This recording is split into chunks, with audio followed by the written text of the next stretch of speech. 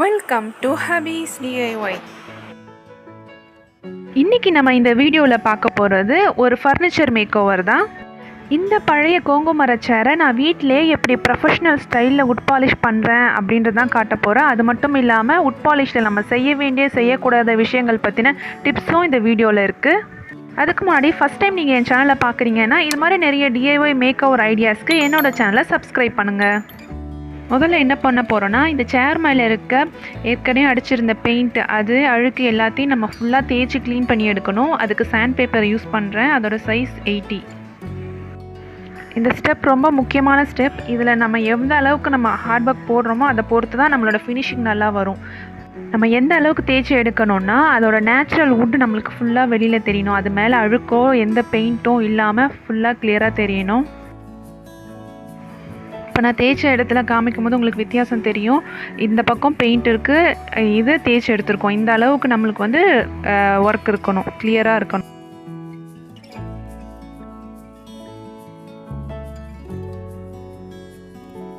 அடுத்தது தேய்க்கும் போது இன்னொரு முக்கியமான விஷயம் என்னென்னா, அந்த வுட்லேயே நேச்சுரல் லைன்ஸ் இருக்க பார்த்தீங்களா, அந்த டைரெக்ஷனில் தான் நம்ம அந்த சாண்ட் பேப்பர் போட்டு தேய்க்கணும். அதுக்கு ஆப்போசிட் டைரெக்ஷனில் நம்ம தேய்ச்சோன்னா அங்கங்கே வர வரையாக கோடு ஆகிடும். அந்த மாதிரி சாண்ட் பேப்பர் போடக்கூடாது.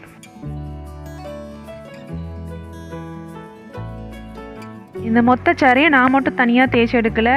இதுக்கு எங்கள் வீட்டு குட்டீஸ்லாம் ஹெல்ப் பண்ணாங்க. அவங்க பேர் இங்கே மென்ஷன் பண்ணுறதுல நான் ஹாப்பியாக ஃபீல் பண்ணுறேன். அவங்க யாரெல்லாம் என்ன, ஜெசினா, சாஜிதா, ஜெமிஷா, சாஜித், அசீனா, சல்மான், இவங்க எல்லாத்துக்குமே ரொம்ப பெரிய தேங்க்ஸ். ஜஸாக்கல்லா குட்டீஸ். சாண்ட் பேப்பர் போட்டதுக்கப்புறம் அது மேலே இருக்க டஸ்ட் எல்லாத்தையும் கம்ப்ளீட்டாக துணி வச்சு தொடச்சி எடுத்துடணும். அடுத்தது சாயிற பக்கத்தில் 2 கட்டை இங்கே ஃப்ரண்ட்டில் இருக்கு இல்லையா, இது ரெண்டுமே உடஞ்சிருக்கு. ஸோ சின்ன ஆணி வச்சு அதை அந்த இடத்துல ஃபிக்ஸ் பண்ண போகிறேன்.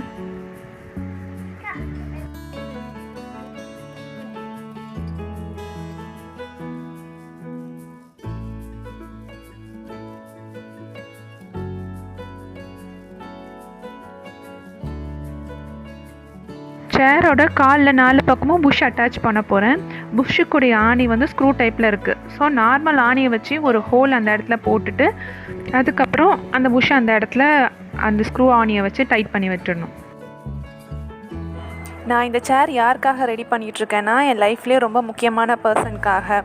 நீங்கள் தம்ப்நெயிலே பார்த்துருப்பீங்க, என்னோடய அப்பாக்காக ரெடி பண்ணுறேன். கண்டிப்பாக அவங்களுக்கும் இந்த ஒர்க் பிடிக்கும்னு நம்புகிறேன். வுட் பாலிஷில் செகண்ட் ஸ்டெப் என்னென்னா சீலர் அப்ளை பண்ணுறது. இந்த ஒர்க்குக்கு நான் எடுத்திருக்க சீலர் NC சாண்டிங் சீலர், ஷீன்லக் கம்பெனியோடது. அது கூட NC தின்னர் ஈக்குவல் ரேஷியோவில் ஆட் பண்ணணும். அதுக்கப்புறம் கூட 2 to 3 drops of wood stain add பண்ணணும். இது வுட் கலரை என்ஹான்ஸ் பண்ணுறதுக்காக. வுட் பாலிஷ் ஒர்க்குக்கு சீலரோட NC தின்னர் மட்டும்தான் யூஸ் பண்ணணும். இந்த மாதிரி எனாமல் தின்னர்னு பெயிண்ட் அடிக்கும் போது யூஸ் பண்ணுவாங்க இல்லையா, அதை யூஸ் பண்ணவே கூடாது. நான் தெரியாமல் யூஸ் பண்ணிட்டேன். யூஸ் பண்ணதுக்கப்புறம் அந்த சீலர் இருந்த மாதிரி ரப்பர் மாதிரி ஆகிடுச்சு. ஸோ இந்த தப்பை எப்பவுமே பண்ணிடாதீங்க. NC தின்னர் மட்டும்தான் யூஸ் பண்ணணும். NC சாண்டிங் சீலர் அதே ரேஷியோவில் NC தின்னர் ஆட் பண்ணி அது கூட கொஞ்சம் வுட் ஸ்டெயின் ஆட் பண்ணியிருக்கேன். வுட் ஸ்டெயின் நம்ம எவ்வளோ வேண்டுமோ அதுக்கேற்ற மாதிரி நம்ம கலர் அட்ஜஸ்ட் பண்ணிக்கலாம். அதிகமாக ஆட் பண்ணால் இன்னும் கொஞ்சம் டார்க்கர் ஷேட் கிடைக்கும். சேர் பிளெயினாக இருக்கிறதுனால காட்டன் துணியால் கையால் தான் அப்ளை பண்ணணும். ஏதாவது ஃப்ளவர் டிசைன் அந்த மாதிரி இருந்ததுன்னா அந்த இடத்துல மட்டும் ப்ரஷ் யூஸ் பண்ணிக்கலாம். அப்ளை பண்ணும்போது ஜஸ்ட் அந்த காட்டன் துணியை அந்த சொல்யூஷனில் டிப் பண்ணிவிட்டு வைப் பண்ணணும். ரொம்ப அதிகமாக எடுத்து அப்படியே ஒழுக விடக்கூடாது. ஜஸ்ட்டு நான் பண்ணுற மாதிரி வைப் பண்ணி தான் எடுக்கணும். இது ஃபஸ்ட்டு கோட் சீலர். இதை நான் 4 times இதே மாதிரி மேலேருந்து கீழே அதை காய விட்டு அதை மேலே இது மாதிரி தொடச்சி எடுக்கணும். இது ஃபஸ்ட்டு கோட். இந்த ஃபஸ்ட்டு கோட் அடிச்சுட்டு அட்லீஸ்ட் 3 hours அதை நல்லா காய விடணும்.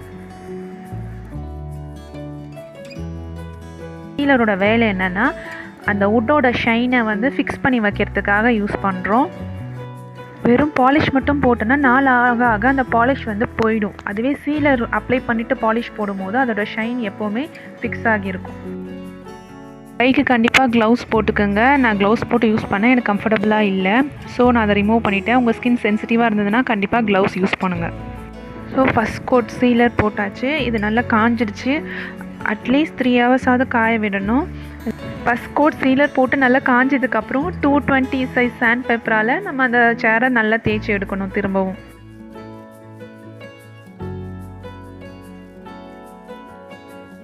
அப்ளை பண்ண சீலர் நல்லா காஞ்சி இருந்தால் மட்டும்தான் இந்த மாதிரி ஒயிட் கலரில் பவுடர் மாதிரி வரும். அப்படி காயாமல் நம்ம போட்டோம்னா இந்த மாதிரி ஸ்மூத்னஸ் வராது. அதுக்காக தான் நல்லா காய விட்டு தேய்க்கணும்.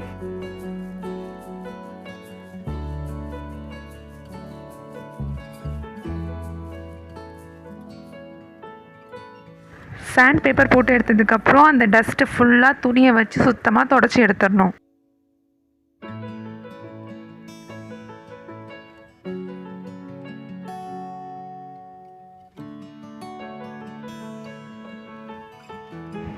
செகண்ட் கோட் சீலர் ஃபுல்லாக போட்டு முடிச்சாச்சு. இதில் நான் வுட் ஸ்டைன் ஆட் பண்ணலை, வெறும் தின்னரும் சீலர் மட்டும்தான் மிக்ஸ் பண்ணி அப்ளை பண்ணியிருக்கேன். செகண்ட் கோட் சீலர் அப்ளை பண்ணும்போது மினிமம் 10 டைம்ஸாவது அப்ளை பண்ணணும். செகண்ட் கோட் சீலர் போட்டதுக்கப்புறம் சாண்ட் பண்ணி ஃபுல்லாக தொடச்சி எடுத்தாச்சு. இப்போ நம்ம சாண்ட் பண்ணும்போது நோட் பண்ணது ஏற்கனவே சொன்ன மாதிரி தான், இந்த வுட் லைன்ஸ் தெரியுது பார்த்தீங்களா, அந்த லைன் டைரெக்ஷன்லேயே தான் நம்ம சாண்ட் பேப்பர் போட்டு எடுக்கணும். ஆப்போசிட் டைரெக்ஷனில் போட்டோன்னா நம்ம பாலிஷ் போட்டதுக்கப்புறம் அது அசிங்கமாக அந்த லைன்ஸ்லாம் தெரியும். அந்த வுட்டில் எந்த டைரெக்ஷனில் நம்மளுக்கு லைன்ஸ் இருக்கோ அதே டைரெக்ஷனில் தான் சாண்ட் பேப்பர் போடணும். இந்த வுட் பாலிஷ் டெக்னிக்ஸ் எல்லாம் என்னோடய பிரதர்ஸ் கிட்ட இருந்தும் அதுக்கப்புறம் ராயல் வுட் பாலிஷ் அப்படின்ற யூடியூப் சேனலில் இருந்தும் தான் நான் கற்றுக்கிட்டேன். அந்த யூடியூப் சேனலில் எக்ஸ்க்ளூசிவ்லி வுட் பாலிஷ் பற்றி நிறைய ட்ரிக்ஸ் அண்ட் டிப்ஸ் இருக்குது. கண்டிப்பாக நீங்கள் ரெஃபர் பண்ணுங்கள். 2 கோட் சீலர் போட்டு நல்லா தேய்ச்சி தொடச்சி எடுத்ததுக்கப்புறம் வுட் பாலிஷ் போட போகிறோம். இது 3rd ஸ்டெப் வுட் பாலிஷில். இதில் நிறைய ஷேட் இருக்குது, ப்ளெயினாகவும் இருக்குது. நம்மளுக்கு என்ன ஆப்ஷன் வேணுமோ அது மாதிரி எடுத்துக்கலாம்.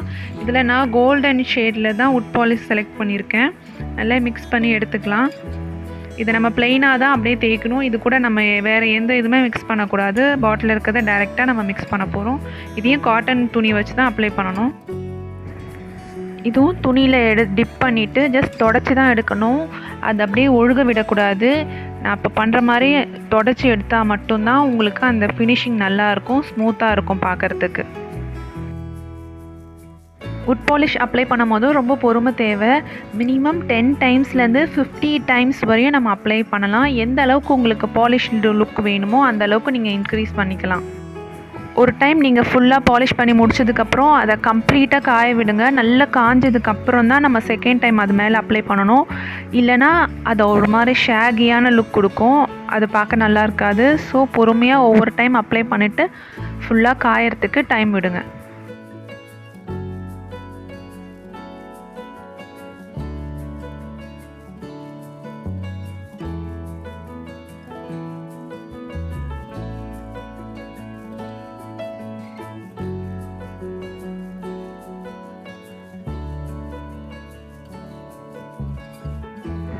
ஃபஸ்ட் டைம் நான் பாலிஷ் அப்ளை பண்ணிகிட்ருக்கேன். இதுலேயே ஒரு க்ளாஸி லுக் தெரியுது இல்லையா.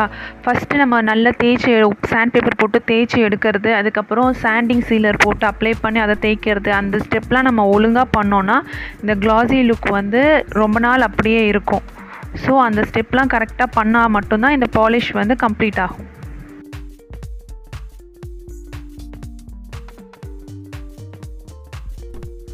ஸோ நான் 10 டைம்ஸ் காய விட்டு இந்த பாலிஷ் ஃபுல்லாக பண்ணியிருக்கேன்.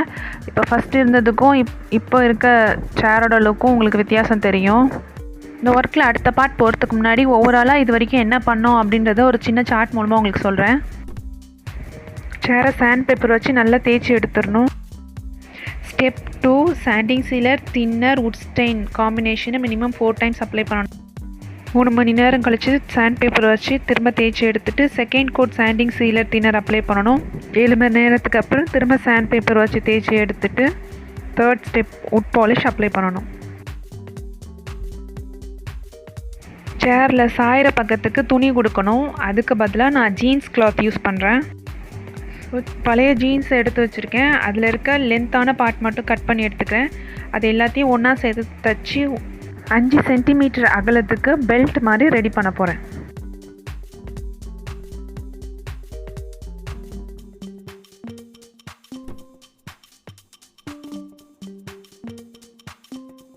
அந்த பெல்ட்டோட ஓரத்தில் 2 பக்கமும் தையல் போட்டிருக்கேன். அப்போ தான் நம்மளுக்கு அந்த ஸ்டிஃப்னஸ் கிடைக்கும். அதை அந்த கட்டிங் நடுவில் இந்த மாதிரி அலைன் பண்ணியிருக்கேன்.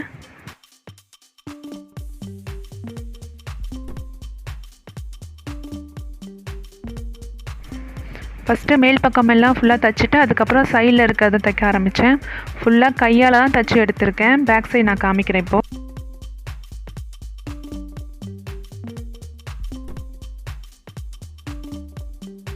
ஜீன்ஸ் கிளாத்லேயும் அந்த மரக்கட்டையும் சேர்த்து ஆணி வச்சு அடிச்சிருக்கேன். அது இன்னும் கொஞ்சம் ஸ்ட்ராங்காக இருக்கும் நம்ம யூஸ் பண்ணும்போது, சீக்கிரத்தில் பிரிந்து வராது.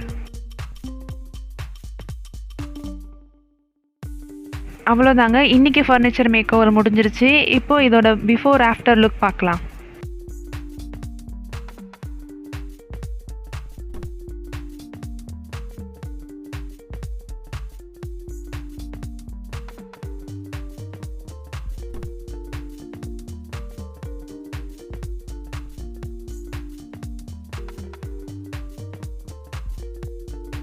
என்னோட இந்த டிஐஒய் ப்ராஜெக்ட் எனக்கு ரொம்ப சாட்டிஸ்ஃபைங்காக இருந்தது. அது மட்டும் இல்லாமல் எங்கள் அப்பாவுக்கும் இது ரொம்ப பிடிச்சிருந்தது. என்ன ஃப்ரெண்ட்ஸ், உங்களுக்கு இந்த டிஐஒய் ஃபர்னிச்சர் மேக் ஓவர் பிடிச்சிருந்தா இந்த வீடியோ லைக் பண்ணுங்கள், மறக்காமல் உங்கள் ஃப்ரெண்ட்ஸ் அண்ட் ஃபேமிலியோட ஷேர் பண்ணுங்கள். இந்த வீடியோ பற்றின கருத்துக்கள் மற்றும் சந்தேகங்களுக்கு எனக்கு கமெண்ட் பாக்ஸில் மெசேஜ் பண்ணுங்கள். இதுபோல் இன்னும் நிறைய டிஐஒய் வீடியோஸ் பார்க்குறதுக்கு மறக்காமல் என்னோட சேனலை சப்ஸ்கிரைப் பண்ணுங்கள்.